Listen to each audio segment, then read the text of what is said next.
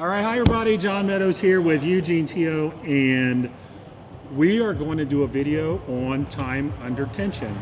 Specifically, does time under tension really matter? So we just finished training legs, and Eugene and I just did a nice, pretty drop set on the Atlantis, what's the squat machine called? Pendulum squat. Pendulum squat. I love that machine. So please send my regards to Atlantis on a well-done machine. So somebody asked us, man, that's a lot of time under tension. Is that what you were shooting for? Now, in my mind, I wasn't really shooting for time under tension. I was just trying to load the muscle fibers.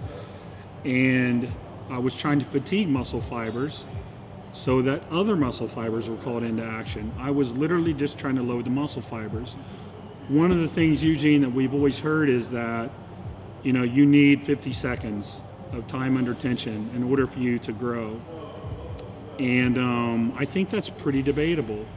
But before we get into the discussion, then I'm going to turn it over to Eugene. One of the things that I like for us to think about right from the start is what is time under tension? Because I see people doing like a really lightweight, and they're doing it for a long time. They might do 40 or 50 reps, but it's really light, and they're just moving the bar, and they might feel it a little bit. But is that really bodybuilding / hypertrophy time under tension? I think somewhere along the way, you have to have enough weight on the bar, and you have to be flexing the muscle, creating tension in the muscle for the time under tension meter to actually start, like for it to even count. So I think a lot of people, and they like to throw this exercise, or they like to throw this example out. Well, look at cyclists. People ride bikes. Some of them have really big quads, and that's time under tension. Yeah, but 99% of them don't. There's always the genetic freak that does. I would say that if you just stand around and you curl weight for 50 reps all the time, you probably wouldn't get too many adaptations for muscle growth. You might get more mitochondrial density and all that stuff, but I think it is a fair question though. And without a doubt, time under tension does matter, but how much does it matter, I think, is the question. Right. What are your thoughts on this? First of all, to talk about that whole duration of maybe a set, and come back to maybe a cyclist argument, is I think that's not all that's going to be equating to hypertrophy. Otherwise, we would all have big calves because we all spend time under tension on our calves. We would all have maybe big arms or big forearms for spending a lot of time on our phones or a computer or just doing things with our hands in general. But that's not the case. So I think we need to first start with a better definition of what tension is.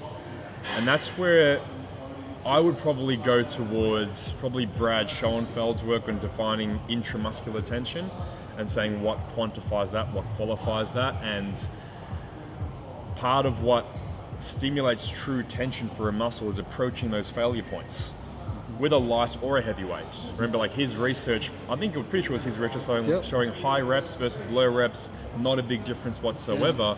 Provided you take the high reps to failure. Right. And then it really is, in say a 50 rep set, it only is those last 5 to 10 reps when you're approaching failure points where your body truly is under tension. Right. So let's say we're doing a 100 rep set and that takes you 2 minutes. Does that really mean 2 minutes time under tension? Or is it really more like 10 seconds for the last 10 reps? Right. I would argue it's those last 10 because that's where you've approached the failure points. You've accrued all of that metabolic stress that may be creating more activation or more of that tension. And that's what we really care about. So could you potentially create that same tension, activation, motor unit recruitment effect with a shorter duration of a set?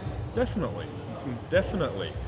That's where powerlifters, Olympic weightlifters, they show that time and time again. They do grow a ton of muscle despite staying in very, very, very low rep schemes, like 5 or 6s or less, because they tend to be using very heavy weights that are typically above that 85-ish% of their 1 rep max.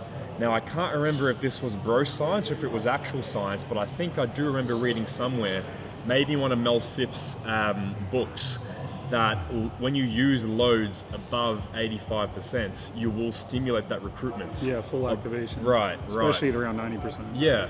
So doesn't mean you go to failure. You might do the 85 or 90%, which is maybe a 2 to 3 rep max, but you may just do singles. You haven't approached failure. You are working hard, and you have stimulated those muscles. They are under tension, but across a whole maybe 2 or 3 hour powerlifting session, it may only be 10 seconds of total tension. So that sort of tosses out the whole idea of a long extended sets, or of a long time under tension. So we have two variables.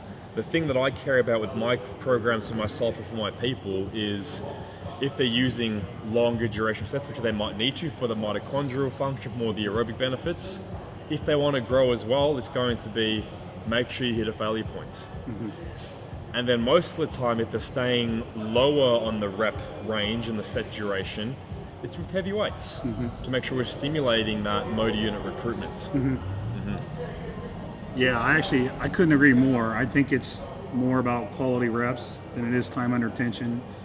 And if you're looking at, like you said, the 85 to 90% of your max, you're going to get full activation. So now it just becomes being skilled enough to put the tension where you need it.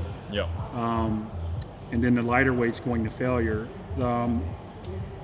I think what I try to get people to understand is that if you're going to do the heavier weight, you can only do so much of it. Like you can't walk into the gym and every exercise do 85 to 90% of your 1 rep max, because our joints just aren't meant to handle that.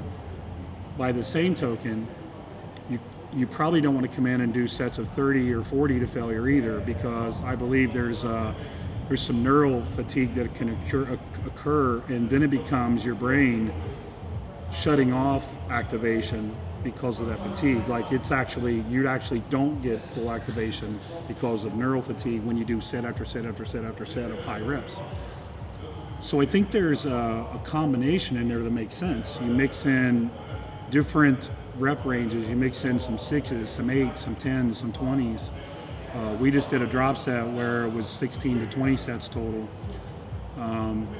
So I think what Eugene and I are saying is that we would encourage you to not think so much about how long you're moving the weight. Think about the quality of the repetitions themselves. And if we were to draw some general statements from this, it's if you're going to work heavier, you probably should do that. Maybe you need to go to failure, but probably not. Maybe a rep or two short of failure. You're still getting a lot of activation, a lot of tension. If you're going to work more like 60, 50% of your 1 rep max, you probably do want to take those to failure. But mix up your rep schemes. And I think you're probably going to stay healthier. You're still going to get the hypertrophic benefits of training. Anything else to add? No, that's perfect. Yeah, I think that's a great question though. And people always say, how long should a set be? Well, are the reps good reps? Are they sloppy reps? Are you just moving the weight? So I hope this little short video helps you out, and just as you walk into the gym today or tomorrow, just think about that.